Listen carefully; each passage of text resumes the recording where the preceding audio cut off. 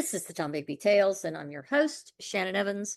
I write about a small town in northeast Mississippi called Columbus, and sometimes I write about the rest of the state.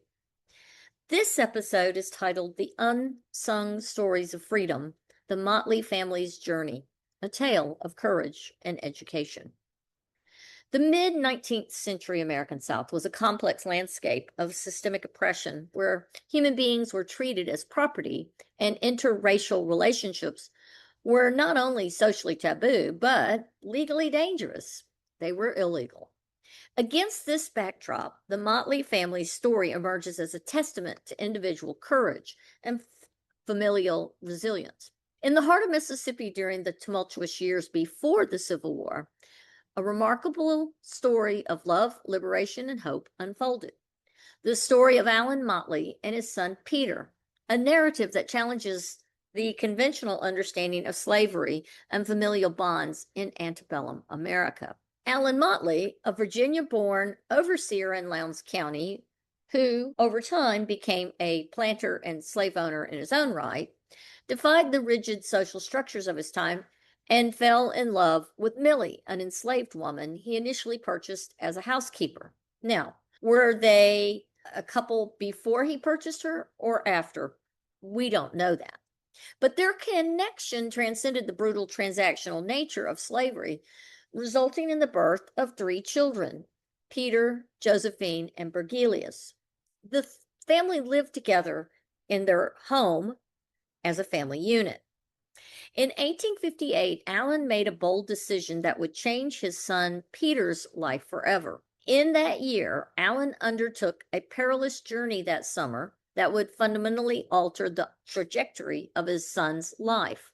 Understanding the legal impossibility of manumission in Mississippi, manumission would be freeing an enslaved person, Allen strategically traveled to Cincinnati, Ohio, a free state with more progressive legal frameworks in that time regarding racial identity and personal freedom, and he went there with a single purpose: to secure his son's freedom. He applied to the Ohio courts, and the court granted Peter his freedom, opening doors that seemed impossible in the South pre-Civil War.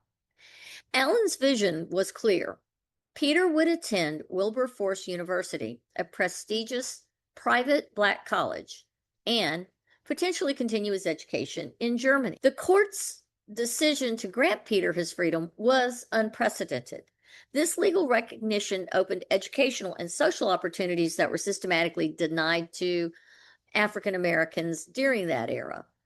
Allen's strategic planning positioned Peter to potentially become an educated, free individual in a society designed to oppress him and to suppress such aspirations. But then the Civil War kicked off. Peter, by then, had finished his education at Wilberforce University, and now he joined the U.S. Colored Troops in the 115th Infantry, a powerful, symbolic, and literal manifestation of fighting for the very freedom his father had secured for him.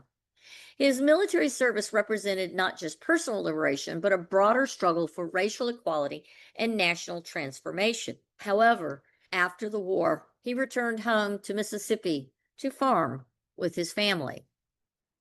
By 1880, the family is still located on Robertson Road in Lowndes County, navigating the complex social landscape of post-Reconstruction era Mississippi. Allen, the father, passed in 1890, marking the end of a remarkable patriarch who had systematically challenged the oppressive systems of his time. Allen Motley, however, was buried in the white-only Friendship Cemetery in Columbus, and not in the Motley Cemetery, where the people who worked on his farm and his children and grandchildren would be buried. Peter's later life, however, does remain a mystery. He pretty much disappears after his father's death in 1890, so he is pretty much a footnote in the vast narrative of the post-Civil War America. We think he returned to Ohio. There is a Peter Motley in Ohio. However, it is difficult to ascertain if it is the Peter Motley of Mississippi. The Motley family's narrative represents a microcosm of resistance, demonstrating how individual acts of courage could challenge and gradually dismantle systemic oppression. However, we all know how this ended. Most families did not have the means, nor did they have the resources, much less the ability to leave Mississippi, and their owners certainly didn't want their manumission. So, this story of the Motley family illuminates the nuanced ways a handful of enslaved and marginally free African Americans negotiated survival with dignity and the potential in advancement that they were able to eke out. This episode aims not just to recount this family's history, but explores the uncomfortable truths of how children from mixed relationships, where there was a power imbalance of a landed gentry white male and their children with enslaved women, and what was the reality of their lives. It was very unusual for a father in Mississippi to push for the manumission of his child and to take that child north, gain their manumission, and then to make sure that they had the finest education possible. I want to thank you for coming on my podcast, The Tombaby Tales. I'm Shannon Evans. Until next time.